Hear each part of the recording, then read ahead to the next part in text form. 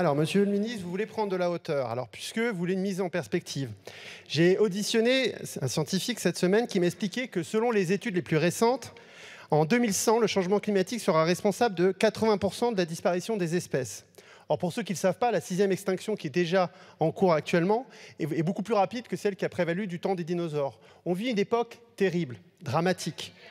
Je vous le rappelle un peu, parce qu'on a l'impression, histoire que, voilà, on se met en perspective. Alors, la lutte contre le changement climatique est donc la mère de toutes les batailles. Et la baisse des émissions doit être au cœur de toutes nos politiques publiques. Et alors, je vais vous rappeler juste quelques chiffres qui viennent de l'ADEME. Pour un trajet longue distance, la voiture émet 218 kg de CO2 pour 1000 km. Un avion, 178, les bus Macron, 29, et un TGV ou un train, 2,4. Donc c'est clair. La solution, ça passe par le ferroviaire. Or, là, on vous demande juste 3 milliards. Actuellement, il y a 18 milliards chaque année qui sont mis dans les autoroutes. C'est juste 3 milliards en plus pour développer le ferroviaire qu'on vous propose. C'est quand même pas énorme par rapport à ce qui est investi sur les routes.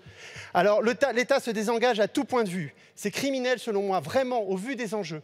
J'entends que, bien sûr, que la SNCF s'est développée en France, mais c'est insuffisant. Et nos collègues allemands, etc., développent beaucoup plus le ferroviaire en ce moment. Donc l'outil industriel a été bradé, les petites lignes et le fret ferroviaire sont abandonnés. Nous avons perdu la moitié de nos lignes depuis 1950 et le fret ne représente que 9% du transport des marchandises. Voilà où on en est. Alors j'entends que vous dites, comme toujours, tout va bien, on fait le travail, vous inquiétez pas. Mais non, ce n'est pas suffisant. C'est pour ça qu'il faut voter cet amendement.